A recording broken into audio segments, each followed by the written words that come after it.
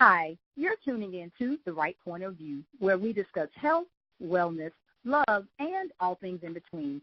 I am your wellness coach and host, Mishondy Wright-Brown. All right, we are talking March Money Madness, all things money. And, guys, it's one of those conversations where it's one of the least talked about things when we're talking about business and being entrepreneurs and CEOs and all those things. We only want to talk about how much money we make, where I'm about to get this bag, let me get these coins. But we don't consider everything, right? And we need to there are some things we need to consider before, let's say, jumping out and leaving our job. And so I decided that I would take some time over March during this month and talk about money from different perspectives. Well, today I wanted to talk about something that we see a lot on social media. We hear a lot. People are leaving their job and they are starting out on the entrepreneur journey, right? And so what I wanted to talk about was, is that a good idea? What things should we consider? So in thinking of that, I invited our next guest on. We are going to be talking with Jen Fontanilla. Jen is a financial mentor, author, speaker, and trainer. She entered the financial services industry as an advisor almost 14 years ago because she realized that learning money management skills was never taught in school. When it came to money, she knew there was a lot of confusion and a lot of misinformation out there, giving people even more reason to be confused. Now, as a money coach, Jen helps overwhelmed women solopreneurs navigate through the confusion of their finances and get organized and on track so they can focus on their passion, purpose, and create a fabulous financial future.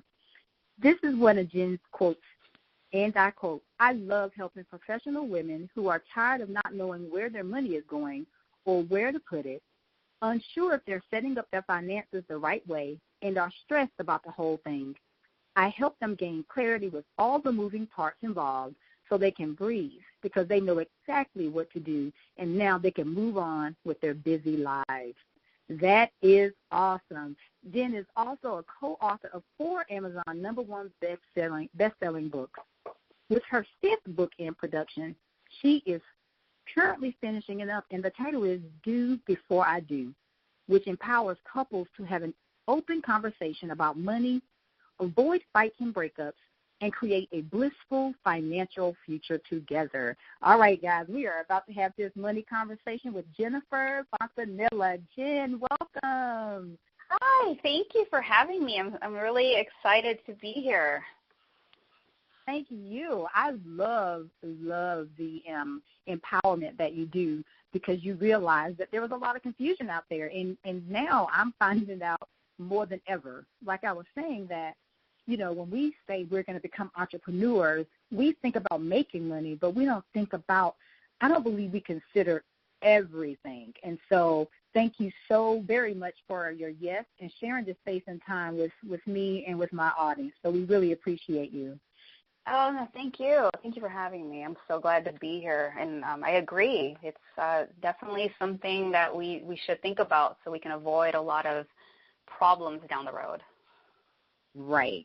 So now, speaking of problems, I'm going to say that in this social media space, there are a plethora of coaches who are promoting leaving your 9-to-5 and starting your business. And it sounds really good. They're super convincing. They are, there's one coach, I saw her she posted herself walking out of her 6-figure job to go work for herself. And then a lot of coaches saying, yes, this is what they build their coaching programs on, teaching us how to leave our 9-to-5s and go and become a full-time entrepreneur. But in following some of those coaches, they never really talk about the financial implications, right? They talk to us about the sexy part. You get to work for yourself, work from home, don't have to answer to anybody. They appeal to the emotionalism of entrepreneurship, but they don't really tell us about the grind. And money is a part of the grind. So I want you to talk to us about that. I'm going to ask you, because I already know we're talking to an audience where at least half of us at least half of us have heard, leave your 9 to 5 and try this and little shiny toy over here, this entrepreneur toy. Why don't you have one of these entrepreneur cookies? Tell us, what is one of the first things we should do before we say, I'm going to leave my job? What's one of the first things you think we should do? Okay, so one that would seem obvious but it's not really, because it doesn't seem like it's directly related to your money. I think everybody needs to stop, because as you know, social media can be such a ball of confusion. It's a lot of advertising. It's a lot of talking back and forth and a lot of conversation, but we can get easily mixed up in that whole shuffle. But I think a lot of people need to just stop and first ask yourself, what is your why? Why do you even want to do this? Why do you even want to leave your job? Why do you want to leave the stability, or the idea of stability and having that quote unquote steady paycheck? Why do you even want to leave that in the first place? Because I think a lot of people, like you said, you see all these things on social media, but then you fall into the glamour of it, and then you see people working from an island or a beach. I mean, it's just craziness. I get it. I've seen it all. But the reality of it is, like you said, you see the sexy part of it, but then why are you really leaving? Because if you don't know what your why is and why you're defining it before you leave your job, what are you going to go back to when you go into the real world of entrepreneurship and you realize how hard it is, and the struggle and the challenge? And you very well know yourself, Mishondy. It can be a total mind trip. You know, one day you're happy, one day you're excited, the next week you're down. Nobody's liking your stuff. Nobody's buying from you, and it's a head trip. And so if you don't know your why and you don't realize what you're about to get into, it can be really hard at first, because it's hard. You sometimes I think people get caught up in, like you said, that shiny object. So really ask yourself, why is it, your why and your goal of wanting to dive into this new world of you doing it and making this business, this side hustle happen. You really need to know your why first, and then start diving into the numbers, because if you don't have that why, you have to be able to go back to that belief and go back to the whole purpose of why you're even doing this, because it's going to get tough, and you know how it is. It gets really, really tough and disappointing at times, but when you can go back to that and hang on to it, that's the thing that can motivate you to keep on going. So I would start there, first and foremost. That is excellent, because, again, we have some excellent social media marketers, influencers. I mean, that thing looks really, really shiny. To tell someone who makes, $100,000 a year that you can turn their profits from $2,000 to $500,000 in 60 days or something like that. Of course, I'm like, tell me more. Mm-hmm. But after the romance dies down, what is your why? After this is great, but now why? If you don't have that, you can't start your business on your coach's why, or the person who has a sponsored ad, their why, or how nice their website is. You have to know yourself how it is that you're doing it in the first place. So that is great. So first of all, we're going to start with why. All right, so say you got, now your client is saying, all right, this is why, and they give you, tell you why it is they want to do something, and it sounds great, and they sound committed to it. What would you say should be their next steps? What should they now consider? Okay, so I'm really huge on mindset and perspective. So now that you have that down, I think the thing that's important is to look at your job, and you might have heard this as well, as your angel investor. That job is now the source of your income that's going to fuel your side hustle or your business that you're trying to launch or get off the ground and going. And so you have to kind of accept, for now, this is going to be my angel investor, because it's hard. I get it. I talk to so many people, and they're just like, I hate my job. I can't stand this. And I get it, and I've been there. But we also, if you can shift the perspective, it might make it a little easier. But just realize, okay, I'm going to build this thing, and I'm going to remember my why. And this job, this 9 to 5, is going to be my angel investor. It's going to be providing my quote unquote paycheck in order for me to build my business. So the next thing I would say is, be careful, because this is where we start doing the preparation of, what do we need to set up in terms of the money part on paper and whatnot, because we don't want to jump ship before we're not ready, because then you're going to start sinking and you weren't ready, and then you're going to start swimming back to shore. So, that's the thing. So start looking at your job as this, as much as I may hate it, and that may not always be the case. It just may be like I'm in a different place in my life. But for the most part, most people tell me they hate their job. And so, but look at it as, that's the whole reason why. Like, what do I need a why? I just hate my job. I want to get out of there. But you really need to look at it as this is where your money's going to come from this point forward. So that would be the next one. So then the next thing after that is, this is a big assignment, and I keep thinking about this is something that we really need to walk people through, is doing a budget. And one of the things Wait a minute. The dreaded budget word. Hold on a minute. So you guys, we're on step 3 now, remember. So now you know your why, right? And now you're changing your perspective. So you're getting your mind right to say, all right, this is the angel investor, so I'm not going to work. I am going to meet with my angel investor, and as a result, I will have income to help fuel my business. Now, on step 3, we're talking about budgeting. So here's the dreaded budget. So I just wanted to take that pause break and help us get into that mindset of we really need to budget. So talk to us about budgeting, how important it is, where can we start? Okay, so let's talk about budgeting. Yeah, absolutely. So first off, again, shift your focus to, it's dreaded, but this is a tool. It's basically a spending plan, but this is how I'm going to be able to track everything and know where I'm at. And, this is an area where, if it's not your lane, definitely get help with it, or build a relationship with a great CPA and accountant or bookkeeper, all those different things. And I'll talk about that later on. But first off, let's get this spending plan down. And the thing is, I would encourage people from the start to start doing it separately. You want to have one for your personal expenses and everything and taking inventory, and then you want to do one for your business. So have 2 of them. The problem is when you don't separate it, everything starts to get commingled, and then you can't really tell, this is here. You have your personal stuff, things you buy for the groceries and things like that, and then all of a sudden you have web hosting in here, and then stamps and mail. It's all mixed up. And so it's important from the start to get mainly also in the habit of doing this.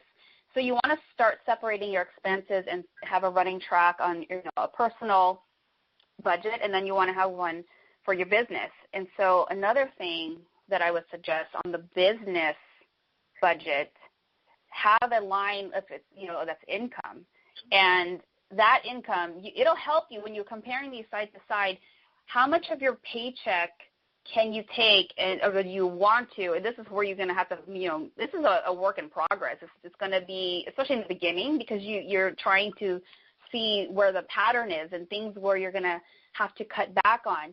So you want to take what percentage of your income that you're still getting from your angel investor, how much of that is going to be considered your paycheck on your business budget. So let's say, it's $1,000 or whatever the number is. You're going to put the $1,000 if it's every 2 weeks, or you're do it monthly. Monthly is easier to handle. And say, okay, my paycheck is $1,000, and this is funding the business, and then run your expenses out of that $1,000. Does that make sense? So you want to be able from the beginning, okay, I'm paying myself, because eventually, if you're going to start wanting to get credit or secure loans or things like that, they're going to want to see that you're paying yourself, that you are taking income as a business owner, even though you're funding it this way. But, you're getting into the habit of separating everything. And the cleaner you can make things from the jump, the easier it will be. And this is the other thing I think is really important when you're doing this exercise. It will also show you, I'll make a side note as well. It's also good to track how much of your time is being spent in the business. So you want to see, because at some point in time when you're doing these budgets and these spending plans for both sides, eventually you're going to be able to see the numbers. And it'll tell you eventually, like, oh, you know what? My business is starting to make more money here, even with all the expenses. I'm starting to be able to handle it. It's starting to make almost as much as my regular job. So when you're tracking it like this, you're going to be able to see the numbers, and if it's coming close, you might be able to say, like, hey, you know what, I'm like 90% of the way there. I might be able to fund the shortfall if I put out this other product, or if I do a conference, or whatever it is that you can to supplement that extra 10% that's almost going to replace everything. But at least when you have this mapped out, that can be a helpful indicator of when it's time to jump ship, or if it's safe to jump ship, because now you see the money and you're tracking the expenses, you're getting a good feel for it. And I would also say too, you know, it's important to be patient, because, you know, sometimes you might like, oh yeah, I got this down, it's been 3 months, I'm ready to turn in my notice. It's like, slow down. Have you also set, you know, this might be the fourth point, have you set aside money? Because it's a really good idea to set aside at least, you know, 12 months of, you know, whatever your equivalent of your salary would have been, in case you have those months where it's not going to be lean. It's going to be very, very tight, and you want to be able to have resources, because the worst thing you want to do is be in a place where, oh my gosh, I don't know how I'm going to make rent now. I'm not getting any clients. And that's a very scary and a very difficult place to be in. So a lot of it is, you know, being prepared, but knowing when to be able to do these things. So, you know, point 3, definitely separate personal from business, and that way you can start tracking, like, your expenses. Yeah. Oh, that's a great point, because, you know, in this whole thing, when you were talking, all I could see is that I am not the best tracker. And so, you know, I can loosely tell you about how much money I made, and I can loosely tell you, but a lot of times I am taking my personal money and buying things that I need for my business, and then I don't put the money back into my personal accounts. I don't know. It is commingled, you know, and that is important. And you said another thing, having money to the side. So now I'm not going to say, for those who are listening and say, you know, God said this is my vision, and God wants me to do this, and I know God's going to make a way. I absolutely 100% agree that God is with you. However, I do also believe that he puts us in a position to use wisdom, and that, you know, to just leave your job may not, for some it may work. And so some of those shiny balls on social media might be true. But for a lot of us, it is not feasible to just quit your job just, you know, on the day that you get the vision, and on the day that you know it's right. You know, that might not be the day. For most of us, it will put us in my belief, and I know Jen is going to say the same thing. It's my belief that it'll put us in a better position for long-term success. You know, when she was talking in the beginning, you know, this journey is hard. Some days it's great. You're closing all your sales calls. You know, you're getting the clients that you want, and it's great. And then the next month it may be nothing. And the worst thing for you to have happen is that you look up and your finances aren't right, because your why might not outweigh your finances at that moment. You know, your why keeps you motivated, but if you don't have any money coming in, and if you can't make your basic bills or take care of your basic necessities, that why might not mean anything. So I think that we should have more conversations around point number 3, and that is being prepared, you know, setting some money aside to help us on those days when it's not glamorous as we've been promised. So that is a great point. So yeah, that's great. Thank you. I think you're welcome. Number 4, I think you were getting to it when you're talking about budgeting. I heard you talking about income, expenses, and bookkeeping, and how important is it to make sure you're doing your things like the bookkeeping and paying your taxes? Oh my goodness, it's huge. You don't want to get into problems with the IRS for one thing. Right. Yeah, not a good way to start.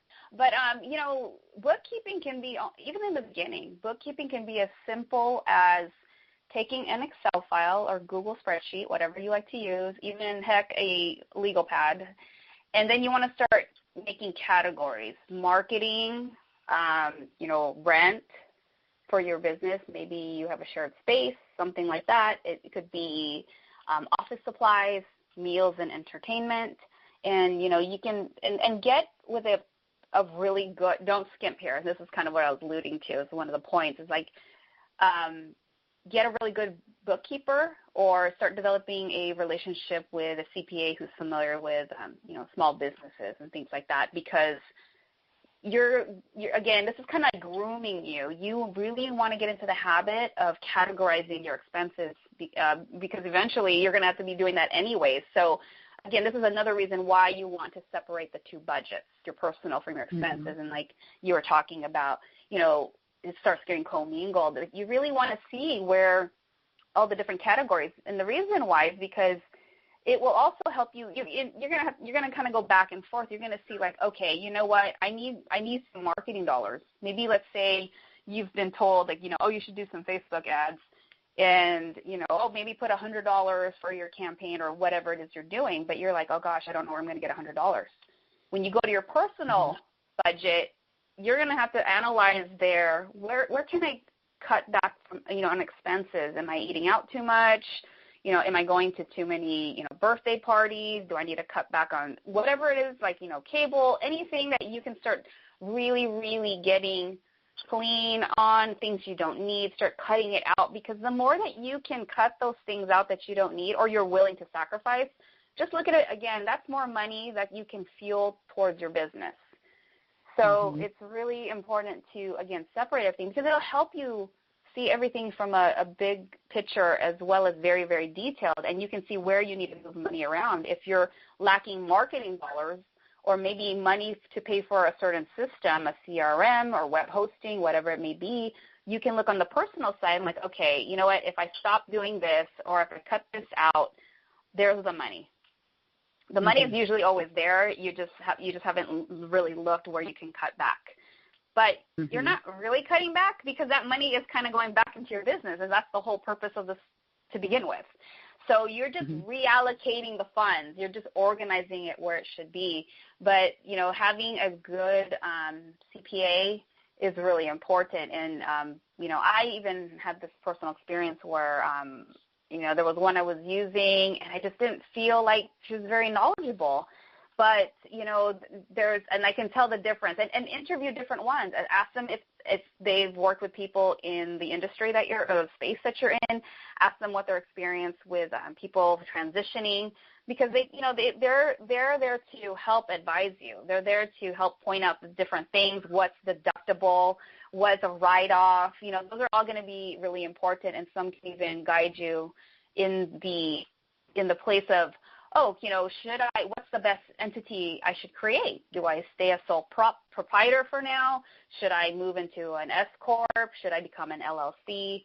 Those are some questions that they can also help you. And I'm not saying do this all at once, but just know in the back of your mind, eventually you're going to want to have that conversation. So it's really good to form these professional relationships with somebody you can trust and who absolutely knows what they're doing. But the key point I'm making on this one, don't go cheap.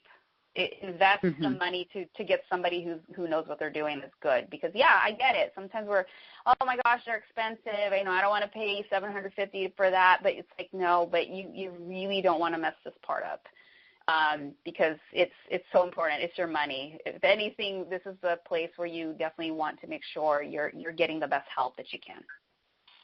So that's where I was going. So I think I'm going to park right there and say that one more time, because this is why I say this.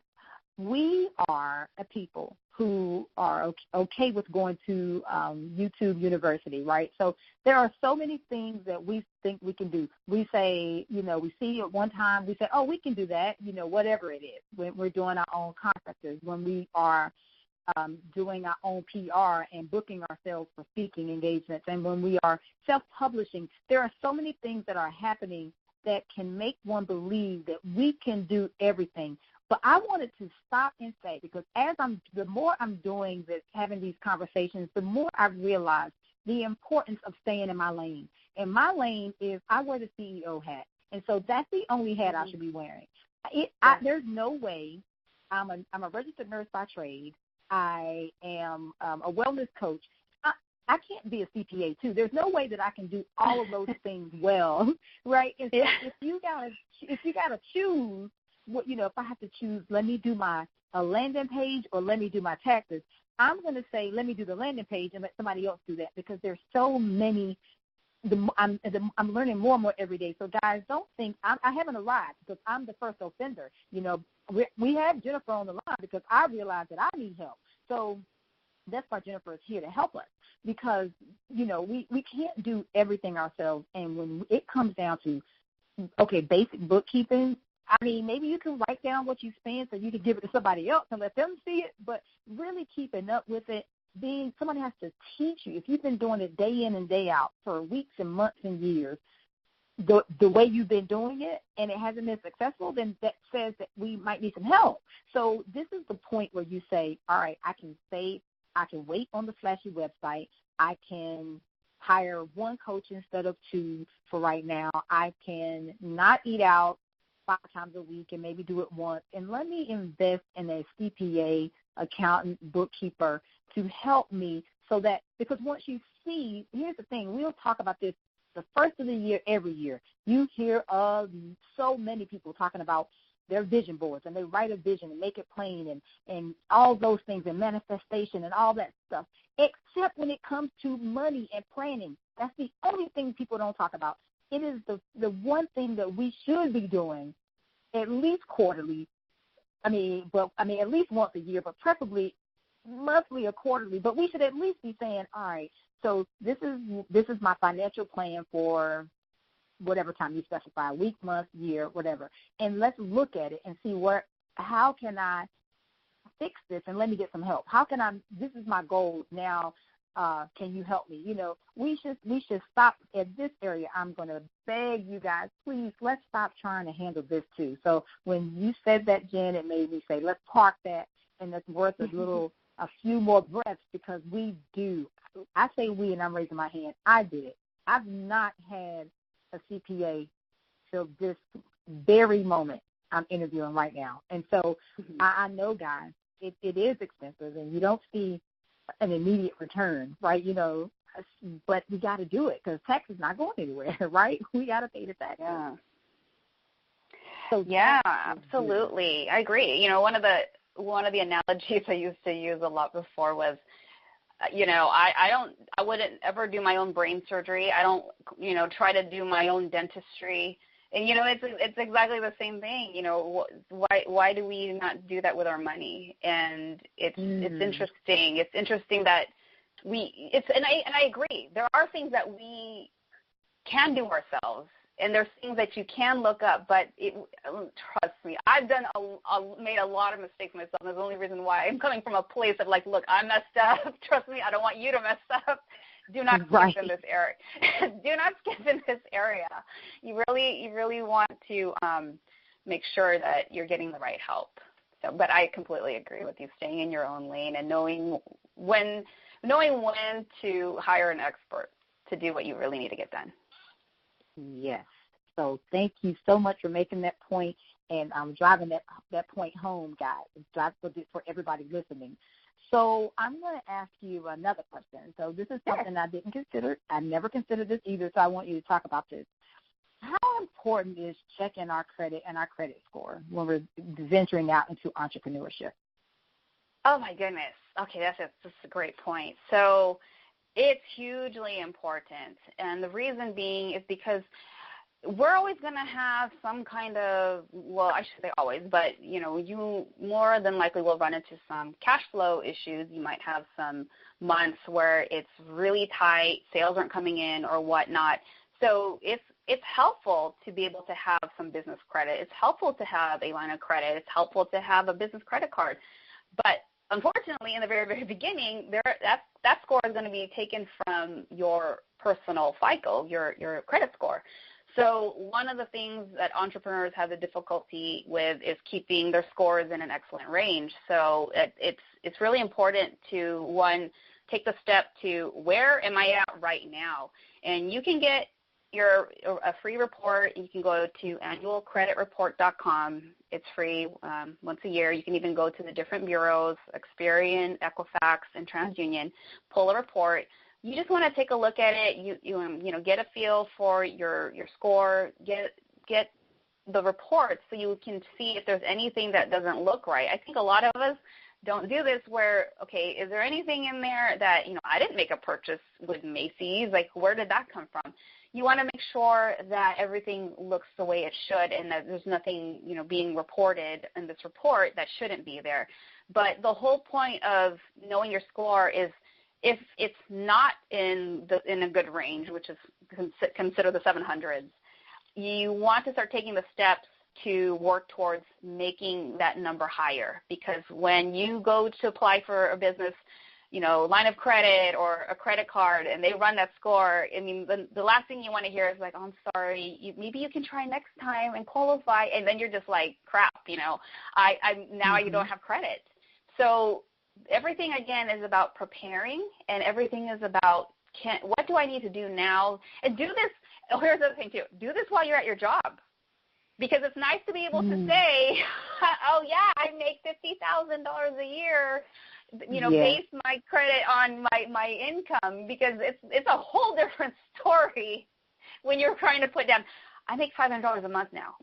I'm just starting my business. Nobody's going to give you credit because the lender is looking at this like, are you serious? You want like a $10,000 business credit card and you're bringing $500 in a month. That's going to look like, you always have to look at it from their perspective. They're looking at it like, how are you going to pay for this? It's a high risk to us. We can't extend you the credit. So, again, take this time, take advantage of this time while you're still with your angel investor to, while that money is still coming in, not only work on your side hustle, but use this time to clean up your credit, start putting money away, build up a year's worth of expenses. And again, you're going to know what your expenses are by doing this personal budget as well as your business budget. And just really use that time to prepare yourself wisely, because the more clean and the better that you can prepare this time before you take off and jump ship and all that stuff and party and celebrate that you left that place, you're going to set yourself up for a greater chance of success. And I know, Mishondy, you can speak to this, and you might have known other people. It's like I just spoke to another coach the other day, and she left too early. And ironic, she's also a nurse.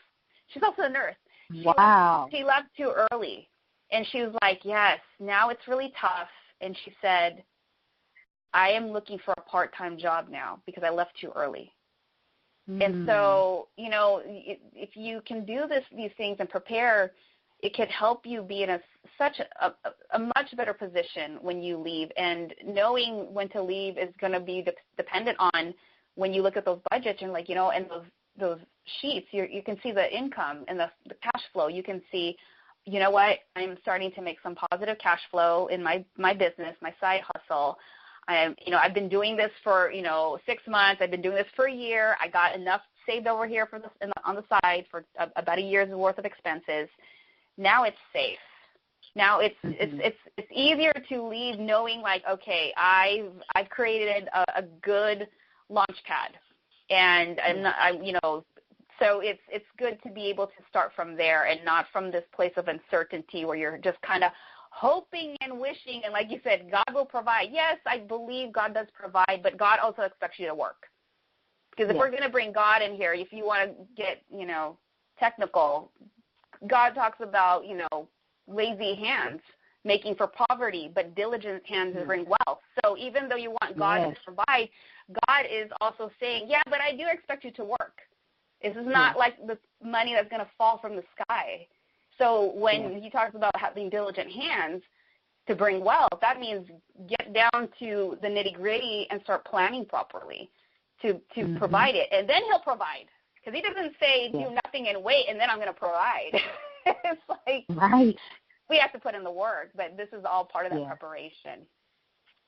Oh, that's an excellent point, because, I would be remiss if I didn't bring up God, because there are so many believers. We have a strong community, and there are a lot of people who have said, said to me even, oh, wow, I've walked away from my six-figure job. You should too. And not really, and I hate to say this because I know they weren't being malicious, but I don't think they really cared about the fact that I may not even be ready. I've not had someone ask me yet, what is your plan? Do you have any money saved up? Have you been looking at the trends in your business for the past 3 months, 6 months, 9 months? No one's asked. Exactly. It's just thought, oh my gosh, this is a great idea. You're really good at it. Let's go. But really saying that God does want us to be good stewards over our money. That God does say faith without work is dead. That exactly. Yes, you have faith, but I need you to work. And in working, it could mean, I believe he does mean know what's going on. You need to know what's happening with your money instead of, as I've done over. So, guys, I'm not talking about anything I haven't already done. Instead of me just throwing money, somebody says, oh, you need to run Facebook ads. I just throw $200, $300, $400 in the Facebook ads. Because let me tell you guys something really quick. When you start doing Facebook ads, they give you a budget. But after you do so well, you have a no budget.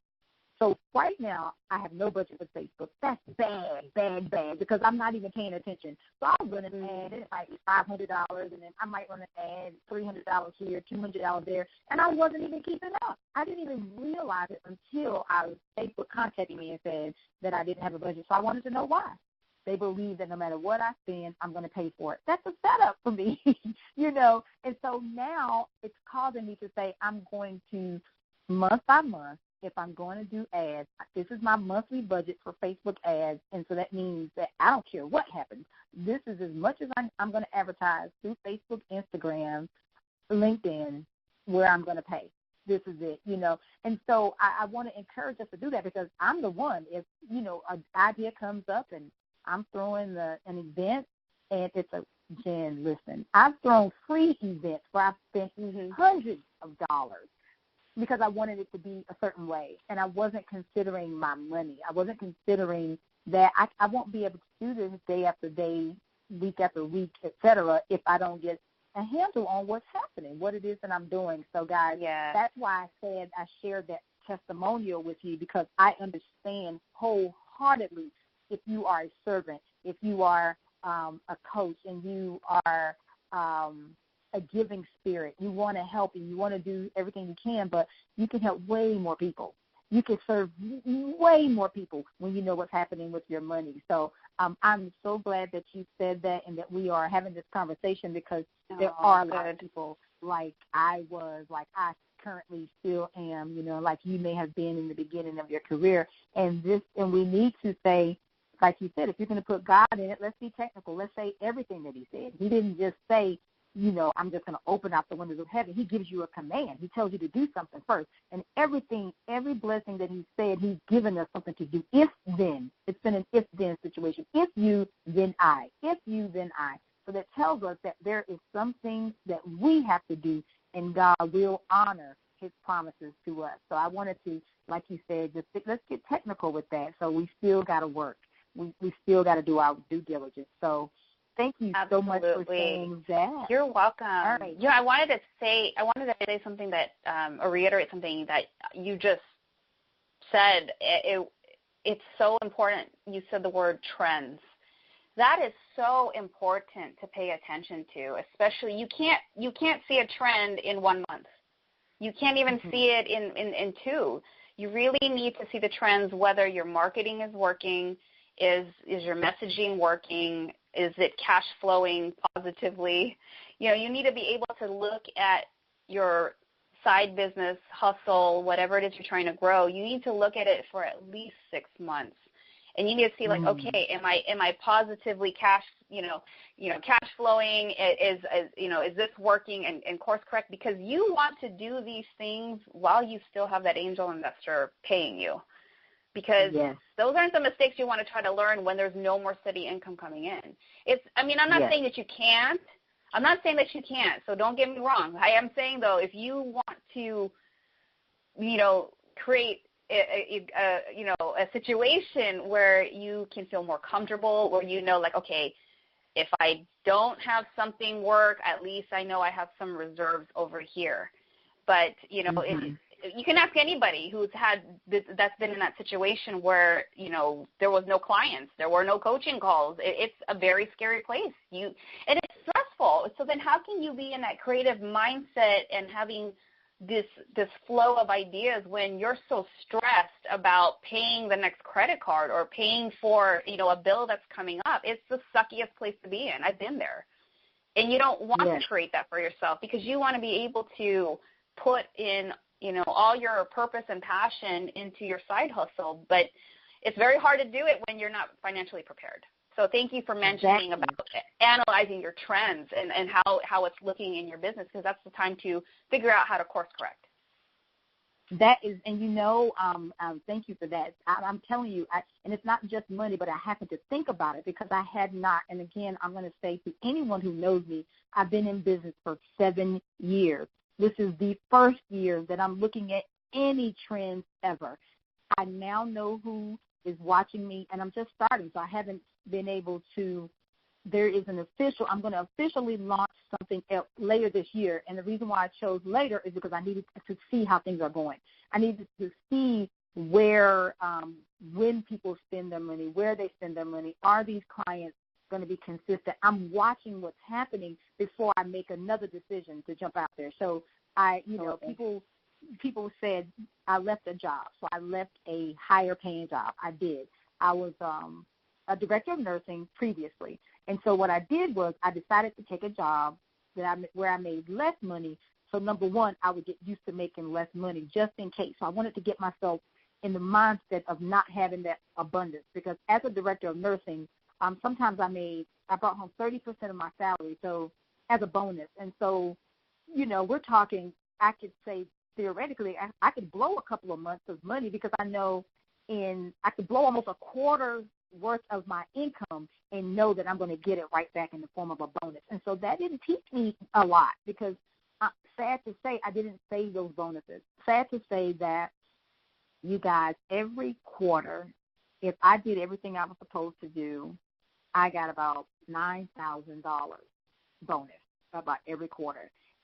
Sometimes more, but I just on average about $9,000. And I was not watching anything. So knowing I would get a bonus, I would just say you had an event, Jen, and I would say, oh, yes, don't worry. I'll fly to California. I'll just come and I'll serve, and I'm spending all this money, and I've bought all my friends, anything they put out, everything. I'll just spend. And I wasn't watching it. It wasn't until this year, 2019, when I sat down and said what my goals were for 2019 that I realized that I hadn't even been paying attention. So now I'm paying attention. So when you said that, you hit on my next question, which was what kind of time frame would you say someone would need to assess their situation before you would recommend them leaving their 9-to-5? So, somebody might say, let's just, and you touched on it a little bit already. So they say they've had a good month. So January, they said they listened to their coach and they went hard. They did everything the coach said, and they made more than they would make a month on their angel investor job. And so now they're like, oh, yeah, if I can do this month, because some coaches have said, they say if you could do it once, you could do it twice, you could do it 3 times. But they never said make sure you're matching the same energy, and you might have to make more calls. You might have to do more speaking engagements. You might have to do more. They just said if you can do it once, you can do it again. So there's some people who say, oh, I did it 1 month. I should jump now. What do you say to that? Let's talk to us about how long you would recommend that we stay with our angel investor. Yes, good point. I was going to say it's interesting to point out, yes, it's possible that you say you do a launch or the first month out, you do way more than your angel investor job. And that's possible. However, I'll still ask, do you still have a year's reserve? Now, it's a different situation. Let's say, your reserve needs to be, if it's a year and your reserve is $100,000, did you make $100,000 in that 1 month? It's going to vary is what I'm saying. So depending on what your numbers are, if it's only if it's 100,000 that you need to make in order to cover a year's worth of expenses, then, you know, you're done. You could theoretically be done, but, you know, for me, I know I would be more comfortable if I, like you said, you know, we're talking about analyzing trends. Okay, what if I got lucky the first month? Or, you know, what if I didn't do so well? So, you know, I would say it would be safe to be able to look at, you know, 6 months. Okay, how am I doing? Am I cash flowing? Is it positive? You know, is it doing well? Is it getting to a place where I'm comfortable? You know, and then everybody's business is different. So maybe you have multiple streams of income. Maybe you have a membership site that makes XYZ a month. Maybe you have a digital product that you sell and do a launch and you make X amount a month. You know, you're going to have these different things happening. And so, you know, you can even go further into looking at which products are giving you steady cash flow. So, you know, because sometimes not everything is going to be one off here and one here. And, you know, because some clients, depending if it's like one-on-one coaching, until you're like, again, analyzing the trends of how many you're getting a month, the things that you can account for that's starting to look pretty steady. Let's say it's a membership site. You're like, you know, for my membership site, I'm making about $500 a month. So if you can see that, you know, it's going to go up and down depending if people unsubscribe or leave, but at least you can kind of see on average, it's starting to average that. It's about 500,000. I would love for everyone to have 500,000 a month. But if it's 500 a month, you know, you can see that you want to see that trend. It's very hard to see that in 1 month.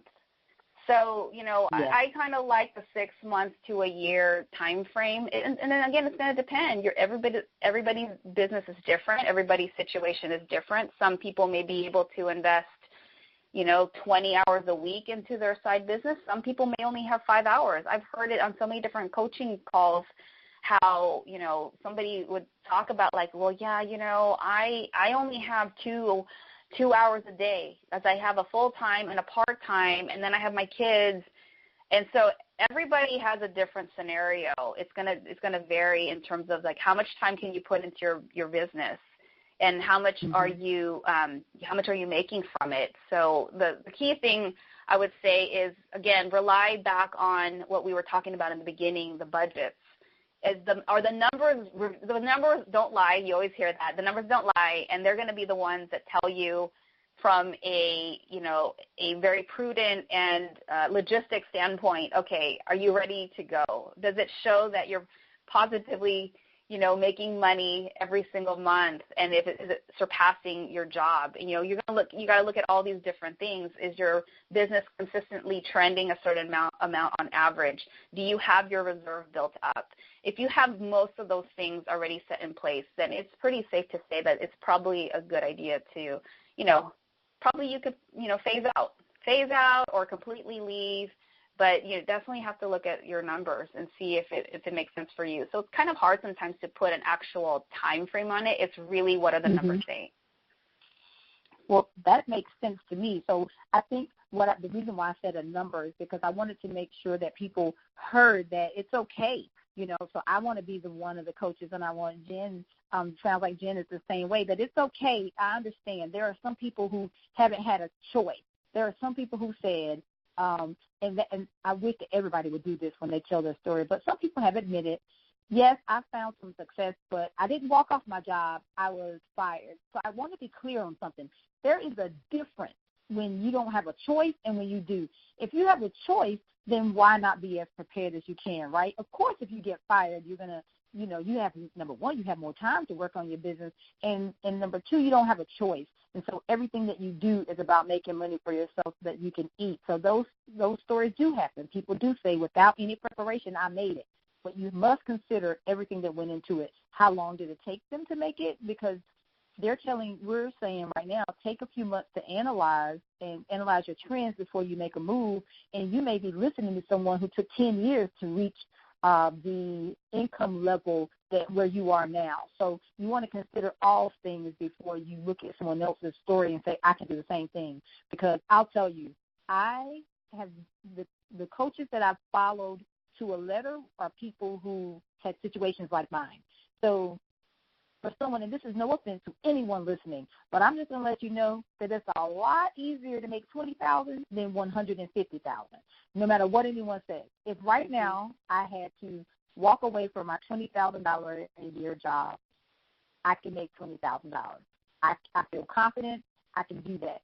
To walk away from 150, 130, I need a little more time to prepare for that, And so I want to say, I said all of that to say it is okay to take your time. No matter what anyone says, social media is putting this invisible clock on us, telling us we need to do it now. If you hire me, I can get you to do it in 6 weeks, but I want you to consider the things that Jen has just shared with us and make wise decisions, because for me, this is a legacy. So this is not something I want to die next year. This is not something I want to die when I die. This is a legacy, and so I want to make sure that I'm giving it a fair shot, and so I'm so glad that you talked about this, because, again, there are so many beautiful, amazing, wonderful, successful coaches that's making this thing look real, real sexy, but not getting down to the nitty-gritty of it, and I think that if you fail to plan, you plan to fail. That's how I feel. Exactly. So, yes. This has been super, super good. All right, so thank you. Before I let you go, I'm enjoying our time together, so we might have to have some more conversations definitely down the line, because this is super, super good. So, again, thank you so very much. You're so welcome. But what I'm going to ask you right now is, if you had, so consider we're talking to right now, since we've been talking about talking to entrepreneurs who are currently at a job maybe they love or hate, and they want to venture out into entrepreneurship. I didn't know which way I was going, but entrepreneurship full time. Any words right now? I know you said a lot, but last thing, what would you want them to take away from this conversation, or do you have any additional words you want to say to that person working who wants to be a full-time entrepreneur? I would say invest. The money part is easy, but hear me out when I say easy. It's just numbers. And it's very easy It's simple to be able to write the numbers down, track it, move money around, and move the numbers around on a spreadsheet. And that's great, and that's important. But I think what's even more important is preparing your mindset, and being engulfed in a lot of self-improvement. I think that's so equally important, because, yes, there's the money side of it, there's the logistics, there's the marketing, there's the technical, there's all those things. But at the end of the day, the biggest thing that I think is so important is to understand you are going to enter a whole different world where you have to think differently, you have to react differently. You're going to start experiencing emotions that you didn't have to deal with at your job. At your job, the work is brought to you. At your job, now granted, it's different if you're in some kind of sales or marketing capacity, but for the most part, if we're employees and we're still at our job, like, you pretty much show up. You show up, you do what you need to do, and then you get your paycheck. But in this side of the business, in this world, everything is dependent upon you, and it is such a mental joust in your brain. It's very taxing. It's very emotional. It's very up and down. But it is so worth it. You're building this baby. You're living out. You're trying to live out your purpose and live out your passion and how you want to help people and show up in this world.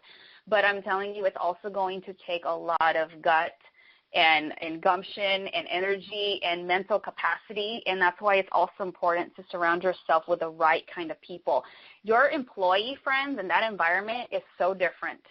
And it's so important to surround yourself with other people who are going to start speaking the language you need to be around, and be around in that environment where you feel supported and encouraged. Because, and I hate to say it, sometimes some of those people are not going to be your friends and family.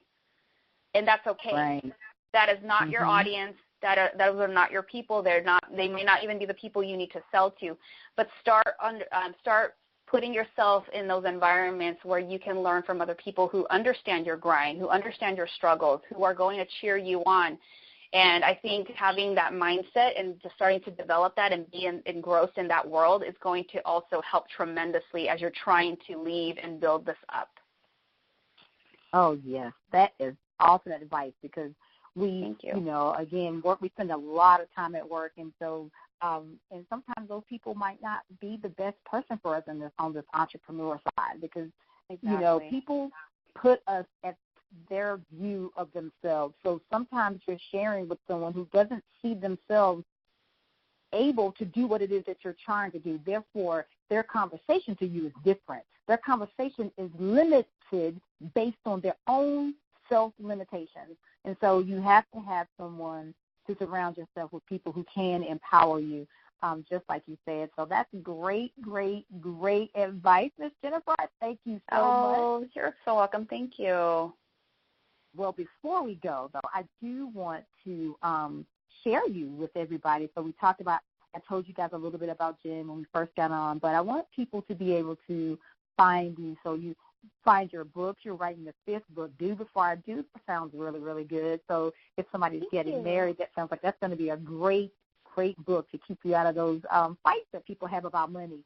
But so people want to find you. Where can we find you out here in this social media space?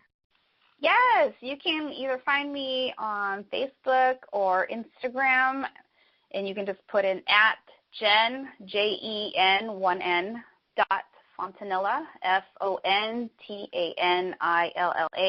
and there will be also a link on Instagram where you can download a checklist, a freebie of these different types of things that you need to look out for. So, yeah, make sure you go there and make sure you get that freebie. Yes, we love freebies.